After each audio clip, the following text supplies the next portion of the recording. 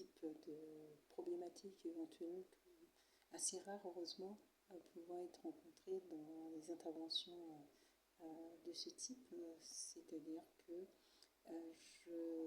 je devais faire un déplacement professionnel ce matin, déplacement professionnel que je ne peux pas faire pour motif que je n'ai pas reçu d'avis favorable de la part du client pour poursuivre les interventions. Donc, ce que je vais solliciter la stagiaire pour non seulement rechercher les informations, mais en plus rédiger le courrier d'information. Donc, voilà, rédiger le courrier d'information en direction de l'usager. Et donc, je me suis chargée de faire envoyer en tout cas par numérique. Donc, les informations sont transmises mais par voie postale et pas par une démarche proactive comme c'était prévu. La démarche proactive vise à aller vers la personne. Et aller vers la personne,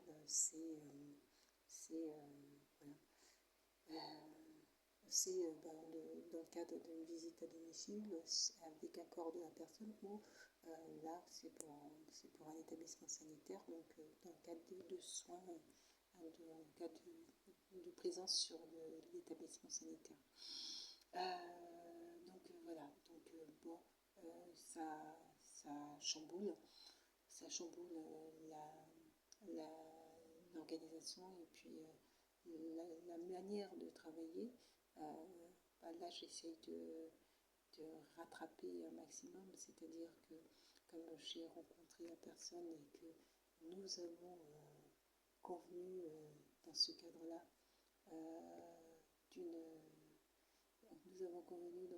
d'une organisation,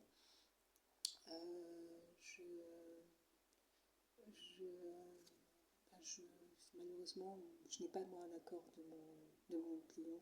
Donc, soit j'arrête, j'interromps, et puis je trouve que c'est malvenu puisque je me suis engagée dans le cadre d'un plan d'aide.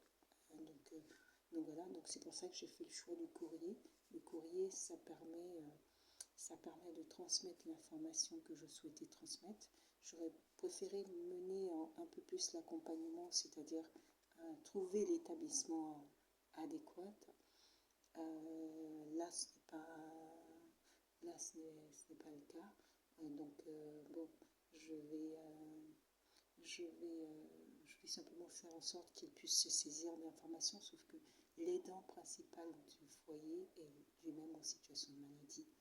Donc il faut que je trouve des partenaires territoriaux qui peuvent intervenir dans cette situation. Ça va être mon activité de la journée, c'est les relais auprès des partenaires pour que les partenaires puissent suivre la suite. Je pense que dans ce foyer-là, il y aura besoin de suivi. Donc, voilà. Donc, je vais m'atteler là, justement, à trouver cette information. Quel partenaire peut être en mesure de pouvoir accompagner la famille. Sinon, il y a des structures pour trouver des établissements qui aident aussi à trouver des établissements. Donc voilà, ça peut être ça aussi.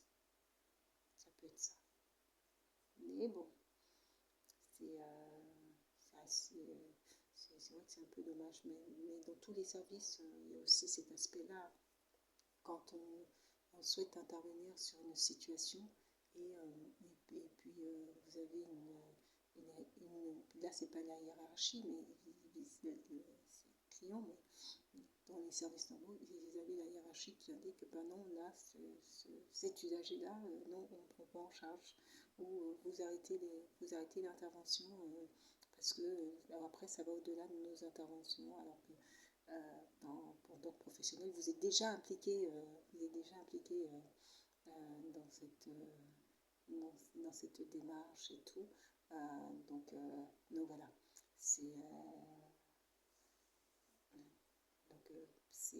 c'est assez particulier. C'est assez particulier. Euh, c'est pourquoi, c'est pourquoi je vais peaufiner ça et puis et surtout j'ai un webinaire ce matin à préparer.